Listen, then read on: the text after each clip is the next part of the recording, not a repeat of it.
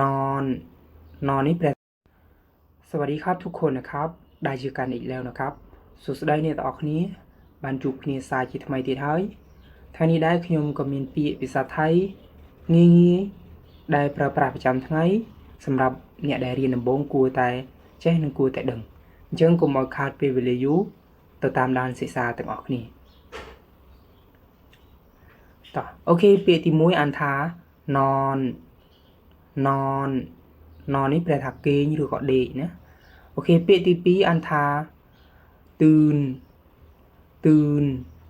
ទឿននេះវាថាភ្ងាកណាពាក្យទី3អានថាฝนตกฝนตก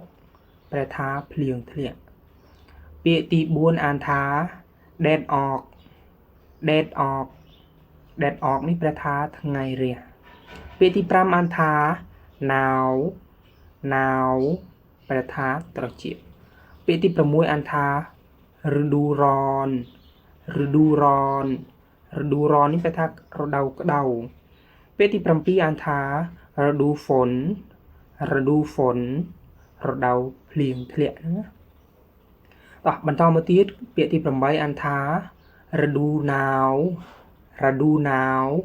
រដូវរងាពាក្យទី9អានថាเสือเสือเสือนี่คือខ្លាពាក្យទី10អានថាឆាងឆាងឆាងนี่คือដំរីពាក្យទី11អានថាម៉ាម៉ាម៉ានេះแปลថាសេះពាក្យទី12អានថាអាហារអាហារអាហារនេះแปลថាអាហារឬក៏ម្ហូបនឹងឯងណាពាក្យទី13អានថាน้ำผลไม้น้ำผลไม้น้ำผลไม้นี่คือแปลថាទឹកផ្លែឈើពាក្យទី14អានថាខានំខានំខានំแปลថាបងអែមបន្តទៀតគឺពាក្យទី15អានថាเนื้อวัวเนื้อวัวเนื้อวัวនេះแปลថាសាច់គោពាក្យទី16អានថាไก่ไก่แปลថាមាន់ពាក្យទី17អានថាเป็ดเป็ดเป็ดนี่คือเตี้ยពាក្យទី18អានថាปลาหมึกปลาหมึกแปลថាหมึกពាក្យទី19អានថាกุ้งกุ้งกุ้งនេះแปลថាបង្គាពាក្យទី20អានថាแกงแกงแกงนี่คือការីពាក្យទី21អានថា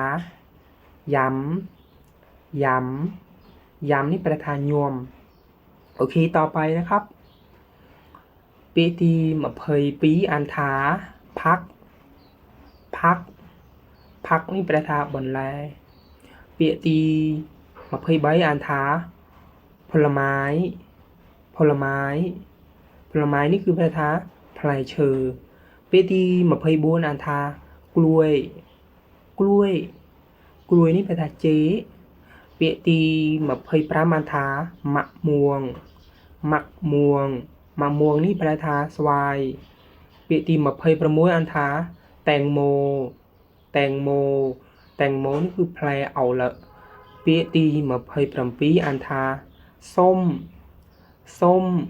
ส้มនេះក្រូចពាក្យទី28អានថាแอปเปิลแอปเปิลแอปเปิลនេះแปลថាផ្លែប៉ោមតោះបន្តទៀតពាក្យទី29អានថាไข่ไข่ไข่នេះแปลថាពងឬក៏ស៊ុតពាក្យទី30អានថាองุ่นองุ่นองุ่นនេះគឺទំពាំងបាយជូរពាក្យទី31แปลថាมะละกอมะละกอมะละกอនេះแปลថាល្ហុងពាក្យទី32អានថាมะพร้าวมะพร้าวมะพร้าวនេះแปลថាដូងពាក្យទី33អានថាข้าวเหนียวข้าวเหนียวข้าวเหนียวแปลថាបាយដណ្ដើមពាក្យទី34អានថាข้าวต้มข้าวต้มข้าวต้มនេះแปลថាបបរពាក្យទី35អានថាเนื้อหมูเนื้อหมูเนื้อหมูเนื้อหมูนี่แปลថាសាច់ជ្រូកโอเคนะครับតាក់ទងទៅនឹងពាក្យភាសាថៃ ទាំង